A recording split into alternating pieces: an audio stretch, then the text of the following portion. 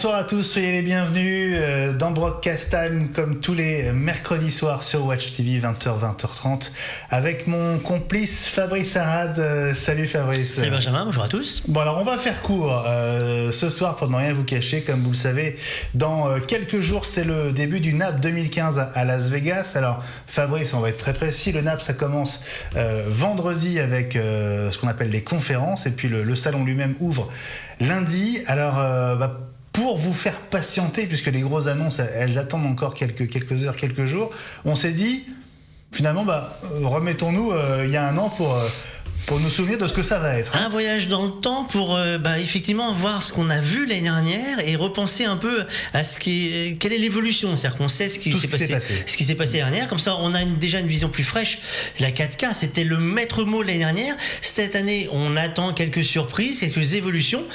Mais il faut d'abord se préparer et être vraiment prêt pour y aller. Voilà, donc la semaine prochaine, évidemment, on vous donne rendez-vous mercredi prochain, 20h, 20h30 sur Watch pour on va dire une avalanche d'infos et d'annonces, évidemment. Mais d'ici là, on vous propose de vous replonger en 2014, donc en avril 2014, retour donc à Las Vegas pour cette édition 2014 du NAB. Et nous, on se dit, Fabrice, la semaine prochaine.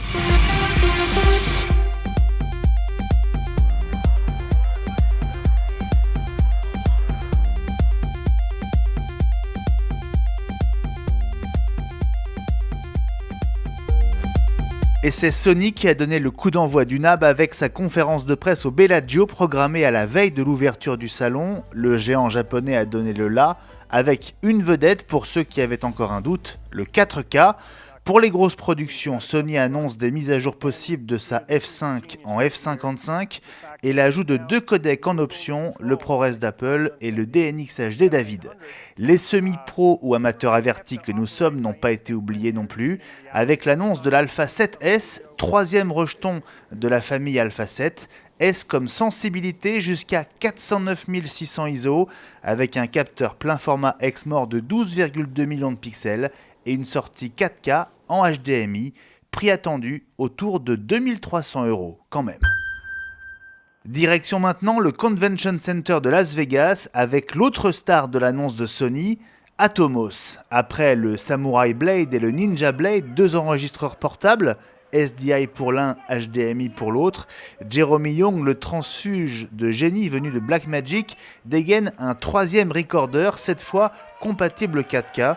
Il l'a fait avec 6 mois d'avance et à la demande de Sony. So I have the Shogun, which is our 4K Apple ProRes and Cinema DNG recorder for RAW. 4K on this device.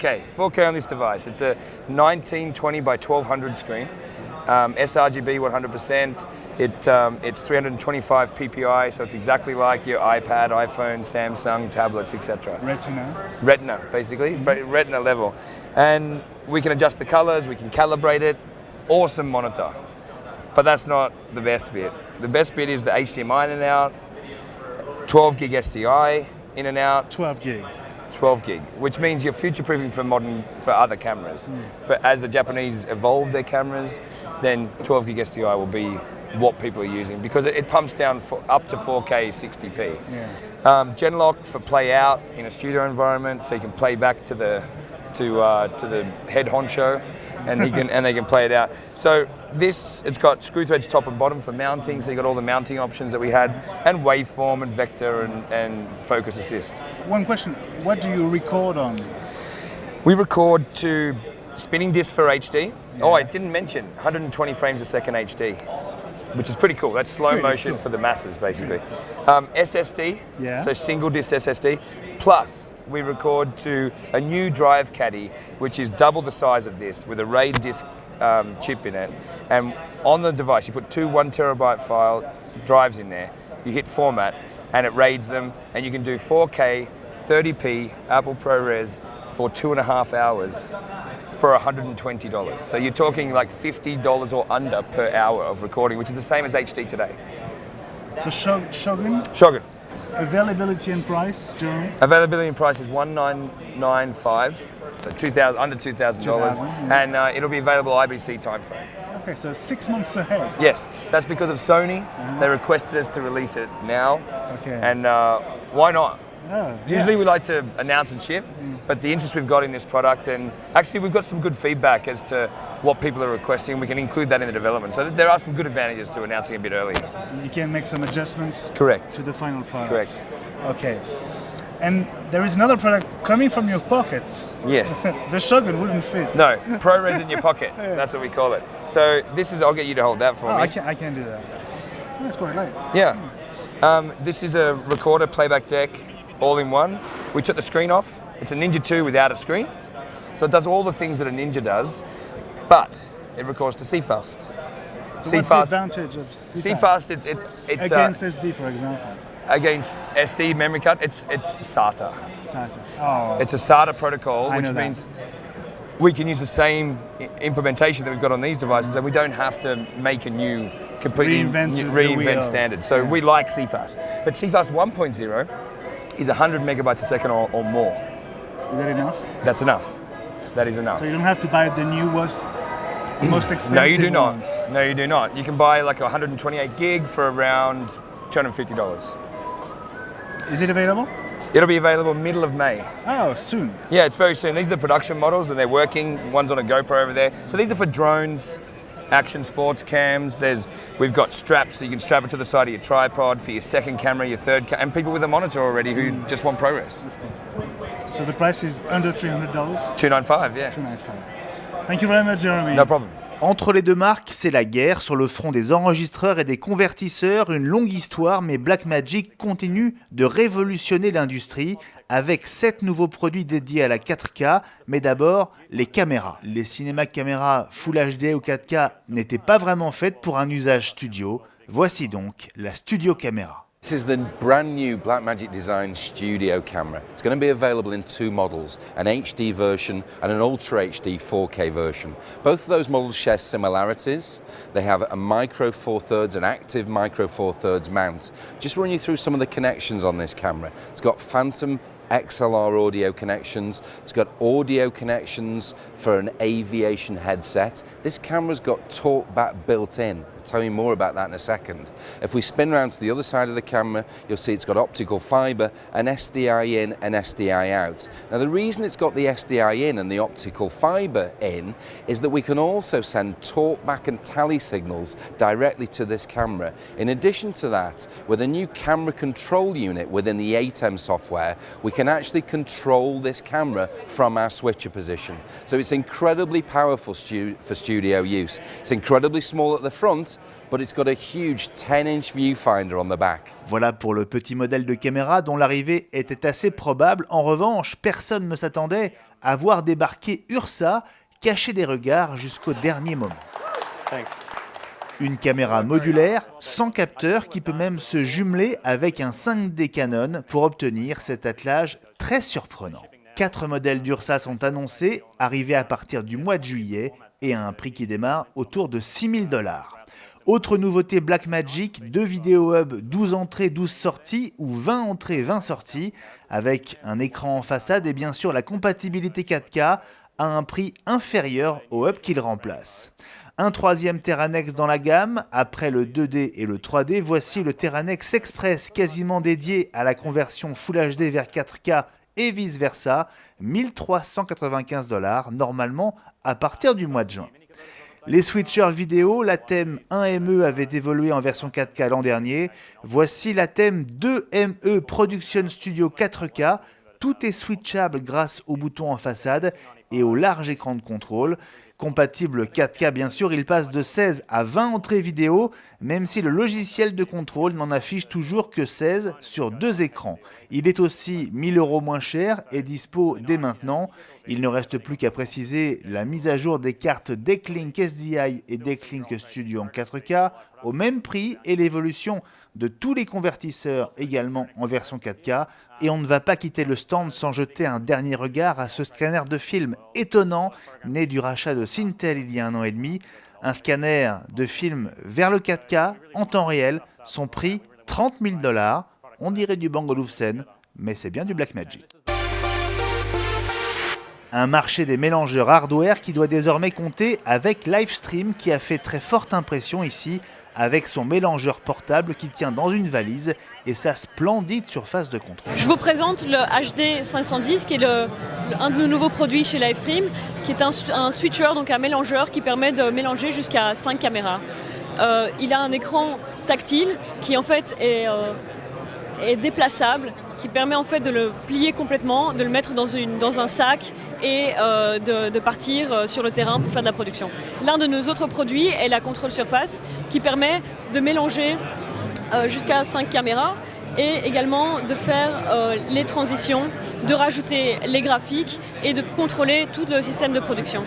Une des nouvelles fonctionnalités de notre software consiste aussi à pouvoir intégrer des caméras wireless au sein de ce software et de ce hardware. Ce qui permet en fait de faire rentrer de la caméra depuis un iPhone, depuis un iPad et de le mélanger avec d'autres sources de caméras via le HD 510.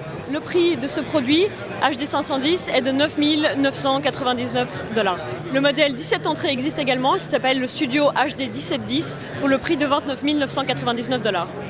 Et la Surface, également 5 entrées, pour le prix de 5 999 $. Il existe également un module ajustable pour rajouter jusqu'à 17 entrées. Ils arrivent de Bruxelles, ce sont des fidèles du NAB. Eux, c'est l'équipe de Softron, venue présenter la toute nouvelle version de leur enregistreur sur Mac. La grosse nouveauté, c'est Movie Recorder 3, qui a été pas mal attendu et depuis quelques années, on a, pour Movie Recorder 3, complètement repensé l'interface. Alors ici, ce qu'on montre, c'est qu'on a Movie Recorder 3, on a 8 canaux d'ingest qui en rentrent via cette carte ici. Donc il y a une carte 8 entrées dans ce petit boîtier sonnette, connecté en Thunderbolt à ce Mac Pro, un Mac Pro 12 corps. Et ce qu'on parvient à faire donc, c'est de faire 8 enregistrements en 1080i ProRes LT, et tout ça en utilisant que 40% du CPU. Donc quand on dit 8 canaux HD, on est assez prudent et il serait tout à fait possible de faire beaucoup plus. Et d'ailleurs, pour le montrer ici, donc, on enregistre 8 canaux, et en même temps, on les rejoue dans Final Cut, donc ces deux écrans sont connectés au même Mac. On les retrouve dans Final Cut en jouant en multicam, donc ça permet, grâce à la fonctionnalité d'Edit While Ingest de Movie Recorder, de faire du Edit While Ingest sur du multicam directement dans Final Cut Pro 10. Alors, au niveau du prix, Movie Recorder 3 est à 995 € par canal, mais aussi on a fait pour la première fois un bundle software et hardware. Alors ce bundle, il comprend 8 licences Movie Recorder, le boîtier et la carte 8 entrées pour 9 000 €. Voilà, donc c'est un prix qui est assez agressif, je pense, par rapport à ce qui se trouve sur le marché, par rapport au prix des cartes, par exemple, qui permettent de faire 8 canaux d'entrée. Softron qui prépare maintenant la sortie de son nouveau générateur de caractères On The Air CG3, arrivée prévue au mois de septembre pour l'IBC à 1 500 €. Des francophones et des français relativement présents, avec cette fois Aviwest qui est en train de damner le pion à LiveView, le fournisseur historique de solutions de diffusion en direct ultra portable. Donc voici notre équipement, le DMG Pro 180. C'est un équipement de transmission vidéo qui utilise les réseaux 3G 4G. Donc on est capable de mettre jusqu'à 8 cartes SIM 3G 4G. Donc, qui nous permet d'avoir une bande passante suffisante pour envoyer une image de très haute qualité au studio. Donc c'est utilisé aujourd'hui par toutes les grandes chaînes en France, que ce soit BFM, France Télévisions, TF1, LCI, etc. Donc l'équipement, soit on le fixe sur la caméra pour une caméra d'épaule, entre la caméra et la batterie, donc la batterie alimente la caméra et l'émetteur, soit sur un sac à dos. Le prix de l'équipement, ça varie entre 10 000 et 15 000 €. Mais ce qu'il faut savoir, c'est que le coût opérationnel est vraiment très très faible, puisqu'après c'est juste les cartes SIM, donc on a à peu près un budget de quelques centaines d'euros maximum par mois en illimité. Comme Livestream, comme Atomos, comme Blackmagic, Teradek fait partie de ces entreprises qui ont moins de 10 ans et qui font désormais l'événement avec leurs produits. Au NAB, Teradek présentait notamment le Serve. So this is the Teradek Serve, which is an iOS and Android streaming device for on-set monitoring. And what Serve does is it takes an HD SDI signal from your camera and then streams over dual band Wi-Fi to up to 10 iOS or Android tablets or phones at the same time. Now the latency is only 4 frames, and it can be used with our TerraView application, which is already available on the iTunes and the Android Play Store. Now, the cool thing about this unit is that it only streams at 4 frames latency. It's practically no delay. It can do it in 720p for the latest devices or 480p for the older generations. Now, with TerraView application, you can see up to 4 live video feeds at the same time. That means 4 serves or Cube encoders or any of our other encoders can be viewed live on a single iPad or Android tablet. Even better, you can record those feeds directly onto your tablet, and you can apply 3D lookup tables, which gives you that beautiful post-production graded look as you see fit while you're monitoring. This is going to be available in about a month, and price should be about $2,500. Voilà pour le Surf chez Teradek qui annonce également un Cube Pro et de nouveaux bolts pour la transmission Benjamin sans fil depuis une caméra. Benjamin je suis là. Fabrice Fabrice, c'est toi? Ouais Salut. Yes. T'es en studio à Boulogne? Bah oui Benjamin, j'allais quand même pas te laisser partir à Las Vegas tout seul, comme ça, comme un grand, et t'ennuyer. Je suis là, je te surveille, je regarde de loin, et moi je veux tout savoir de ce qui se passe, les coulisses et les grandes nouveautés qu'on attend à Las Vegas. T'inquiète pas Fabrice, on n'en est qu'à la moitié. Alors après une courte pause, on se retrouve ici à Las Vegas avec les nouvelles caméras signées Canon, Aja et JVC, les nouveautés NewTek, les 3 Play ont volé la vedette au TriCaster, et Live Expert, la nouvelle marque de 3D Storm. On verra que malgré l'absence d'Apple, les nouveaux Mac Pro sont bien présents. Et puis, rien que pour toi Fabrice, les 3 plus jolies filles du NAB 2014, c'est à suivre dans la deuxième partie de ce Broadcast Time spécial NAB ici à Las Vegas. A tout de suite.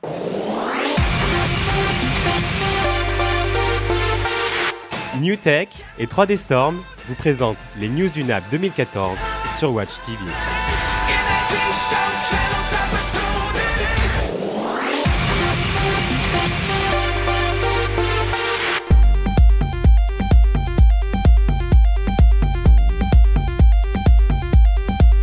Broadcast Time spécial NAB 2014, deuxième partie. Dans un instant, je serai avec un habitué du salon de Vegas, le réalisateur télé Sébastien Deveau, pour ses premières impressions sur ce cru 2014. Mais auparavant, coup d'œil à 3 des nouvelles caméras annoncées ici. Première escale dans le hall sud du Convention Center chez Aja qui joue une carte assez proche de Blackmagic avec sa première caméra baptisée Sion. Compatible du Full HD au Full 4K en 4096 par 2160, une caméra très inspirée par les technologies Apple puisqu'elle dispose d'un port Thunderbolt et qu'elle repose sur ProRes et les variantes 422 et 444 sur 10 et 12 bits du codec d'Apple, sorti cet été à environ 6500 € hors taxe. Plus légère, plus communicante aussi, c'est la JVC GY HM890. Pas de 4K, mais une particularité dont raffolent les chaînes info, elle permet de diffuser en direct, soit en 3G 4G, soit en envoyant le flux sur un serveur FTP, grâce notamment à des algorithmes qui optimisent la bande passante du signal vidéo et compensent les pertes jusqu'à 30% du signal, comptez 7000 € hors taxe, sans objectif. Enfin, troisième stop sur l'immense stand Canon dans le hall central. Canon pour qui le NAB est un rendez-vous stratégique majeur et qui présente notamment les XF200 et 205, 2 caméras quasi jumelles pour 400 € d'écart. Vous aurez en plus une sortie HD SDI sur la XF205, alors pas de 4K mais de la Full HD, avec un capteur CMOS tiers de pouce, un grand angle 26 mm, un zoom 20 fois, et 3 bagues de réglage indépendantes, entrée audio XLR bien sûr, connectivité Wi-Fi et réseau avec, c'est assez rare, un port Ethernet, arrivée prévue au mois de juillet à 3300 et 3700 € hors taxe. Et nous sommes avec un habitué du NAB ici à Las Vegas, c'est Sébastien Deveau. Salut Sébastien. Salut Benjamin. Un plaisir de te retrouver. Un plaisir aussi de te retrouver. Alors pour toi c'est un rendez-vous, c'est quasiment un pèlerinage annuel ici, hein. Je pense que c'est un peu comme toi, on sait très bien que le NAB c'est le show à pas louper dans l'année. Maintenant j'en ai découvert un autre depuis peu, c'est l'Interbi au Japon, mais celui-ci reste quand même le premier salon où on voit vraiment la tendance pour l'année qui arrive. Alors justement, on est au 3e jour de ce salon qui ferme ses portes demain. Quelles sont tes premières impressions Est-ce que c'est un bon cru ou pas? J'ai préféré le cru 2013. Ah, intéressant. Pourquoi? Parce qu'en 2013, en fait, on a vraiment compris que la tendance, c'était un peu la fin de tous les accessoires autour des caméras lourdes, et qu'on voyait que tous les accessoiristes, toutes les marques sortaient plutôt des accessoires pour les caméras très légères. On a compris que les caméras légères avaient pris le pouvoir. Cette année, on sent plus les accessoiristes qui partent vers un peu la foire du gyroscope. La foire du gyroscope. La foire du gyroscope. Alors ça englobe plusieurs produits, j'imagine. Hein. Comme tu as pu le remarquer, on a vu plein de drones présents sur le salon. Ils ont trouvé d'ailleurs une astuce, ils les mettent dans des filets, comme ça ils peuvent les faire voler. Et un produit qui a découlé également, qui vient carrément de la technologie drone, le gimbal ou rig gyrostabilisé aussi. Hein. Donc c'est ces grosses poignées dans lesquelles on met sa caméra et ça permet de faire des plans à la Steadicam aussi. C'est un Steadicam gyroscope. Non, on peut pas vraiment comparer ça à un Steadicam, mais c'est un rig avec une nacelle sur 3 axes gyroscopée. Ah, donc pour des mouvements hyper fluides à l'arrivée. Exactement, pour que la caméra soit stabilisée le plus possible. Alors on va parler dans un instant du 4K et de Canon, puisque tu es ambassadeur Canon. Explorer en fait. Explorer Canon, d'accord. Explorer pour Canon Europe. Voilà. D'accord. Canon avec donc cette nouvelle caméra à 3 000 € pour une caméra avec un port Ethernet. C'est assez nouveau, ça permet de diffuser en profitant du maximum de débit, c'est pas idiot. Tu parles de la XF205 ? Exactement, ouais. XF205, pour avoir fait le test d'ailleurs en exclusivité pour Canon Europe, on était 2 à la tester au début du mois de mars. En fait, moi c'est pas une caméra que je vais utiliser, mais en revanche j'ai été complètement halluciné par tous les systèmes automatiques de la caméra, que ce soit pour le focus, l'assistance focus, l'assistance pour l'exposition. Totalement incroyable, on retrouve maintenant une sensibilité humaine pratiquement. C'est-à-dire qu'il n'y a plus de pompage pour le focus, il n'y a plus d'à-coups pour les changements d'exposition, les filtres neutres sont intégrés électroniquement et ça fonctionne. Moi je dis que c'est une caméra parfaite pour les journalistes qui ne veulent pas avoir à gérer la technique. Typiquement pour nous quoi. Et c'est vrai que moi j'aime beaucoup aussi cette diffusion donc par Ethernet qui permet d'avoir le maximum de débit quand on a besoin d'envoyer des images. Voilà. Je pense que les marques ont compris aujourd'hui que si elles n'étaient pas connectées, ils allaient avoir un problème. Merci beaucoup Sébastien Deveau. Mais de rien, avec plaisir Benjamin. Et à bientôt j'espère sur Watch à Boulogne peut-être. Une escale chez NewTek à présent, l'un de nos partenaires pour ce NAB 2014. Pas de nouveau TriCaster au programme. La machine de rêve avec entrée HDMI autour de 5 000 €. Ce sera peut-être pour l'IBC en septembre. En attendant, NewTek se concentre sur 3 plays, ses solutions de replay instantané, et les prix commencent sérieusement à baisser. NewTek's been in business almost 30 years now, and we've always tried to find new ways to do things and create new workflows. So here, as you well know, the TriCaster is now the standard for portable live production and streaming. But we also have the 3Play, which is the new standard for the next generation workflow for instant replay. And historically, replay has been very expensive to get involved with. Over hundreds of thousands of dollars to get high-level instant replay. Well, here at NAB, we've announced that the 3Play 425, we're lowering the price from 25,000 euros to under 10,000 euros. And that gives you 4 channels in, 2 channels out of high-definition instant replay, and we're very excited to make high-def instant replay affordable to anyone.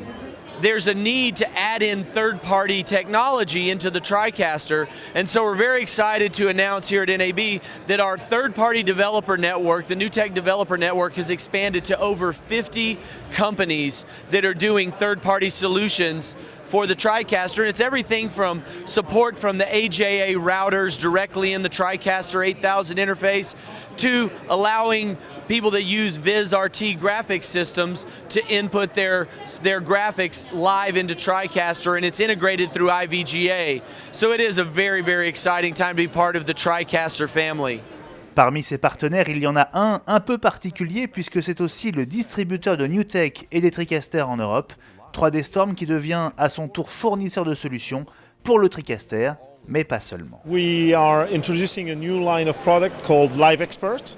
Actually, Live Expert is a line of product that are add-ons and peripherals to the TriCaster and 3Play from NewTek. The three new products that we are introducing here are Live Mixer, Live CG Broadcast, and Live CG Football. We specialize in CG and scoring for sport. It monitors everything in a football match. We have plans also to evolve to other sports. We already have a beta version for tennis, and we'll bring soon a basketball version. The next one is Live CG Broadcast. Live CG Broadcast is a one-U rack. It's a multi-layer CG. It handles virtually any numbers of layers, animated graphics, and also it has an interface to social media with Twitter, YouTube, all the social media, including even SMS. The last product comes from a very common demand from the TriCaster user. Live Mixer is actually a software that enables TriCaster user to remote control all the audio panel of the TriCaster from a separate PC. And we expect to have more new products in the Live Expert range to announce soon. Microsoft au NAB, et oui, c'est le cas. Rappelons notamment que Microsoft s'est payé Skype avec une version baptisée Skype TX dédiée aux broadcasters. Elle arrive à la fin de l'année. Skype TX is a new Skype client. It's made for broadcasters to integrate with their infrastructure and their workflows. It has many advantages above the regular desktop client. It natively outputs HD SDI with balanced audio. It fits into workflows. You can control multiple Skype clients from one control surface. It differs from the regular Skype client in so much as you don't get any of the notifications or pop-ups. You always output 16:9 video, and it optimizes the video coming from Skype into the broadcast environment. So by using Skype TX, you're connected to the 300 million users of Skype around the world, which just can only improve your programming and your broadcast. Skype TX is a hardware and software solution. We're releasing it here under a preview program, a beta program if you like, where we're inviting people to register to take part in a program which will last about 9 months. And then after that point, we will be releasing it commercially. Le grand absent ici au NAB comme ailleurs, c'est Apple, et pourtant les nouveaux Mac Pro sont un peu partout, les fabricants de solutions aussi, comme Sonnet avec ses racks pour Mac Pro. So what you see is one Mac Pro mounted in a 4U rack that provides also PCIe expansion and room for storage expansion, whether it's LTO tape backup, 3.5-inch drives, 2.5-inch SSDs, media readers, Blu-ray burners, all can fit in here, all racked together with the Mac Pro. First of all, you unscrew the front panel, and that reveals the rack mounting for the Mac Pro. There are 3 screws in the back that allow you to remove it. Hold on, here it comes. And this is the way we hold the Mac Pro securely in its mounting. Wrapped around the Mac Pro is a steel cocoon, and it's lined with special rubber material that not only protects the finish, but it holds it very securely once the screws are tightened down. Here's the power button right there. And here's how we panel mount the cables. And then this whole unit also includes the power connections and the panel mount connections for the USB 3, Gigabit Ethernet and HDMI. C'est connu, les câbles Thunderbolt ont un défaut, ils sont trop courts, 2 mètres en version Apple, 3 ou 5 mètres dans le meilleur des cas, mais ça, c'était avant les câbles de chez Corning. Here at Optical Cables by Corning, we have the first all-optical Thunderbolt cable.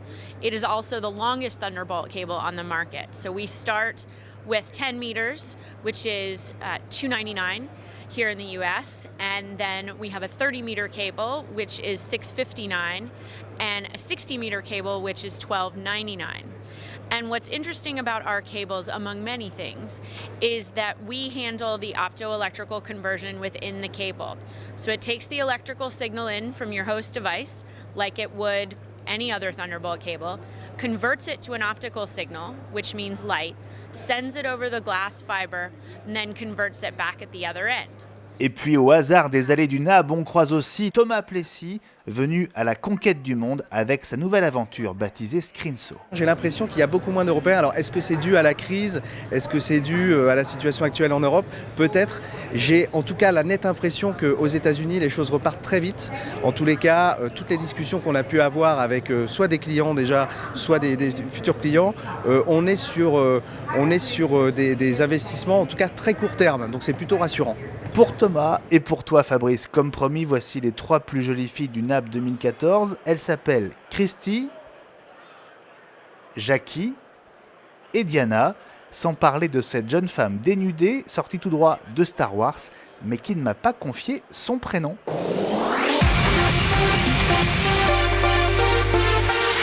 Voilà, le NAB 2014 ici à Las Vegas, c'est terminé. Rendez-vous est déjà pris pour l'an prochain. On connaît déjà les dates. Ce sera du 13 au 16 avril 2015, notez-le bien. Et nous, on se retrouve la semaine prochaine de retour en France. On se retrouve dans le studio de Broadcast Time à Paris avec Fabrice. D'ici là, très bonne semaine à tous et à la semaine prochaine.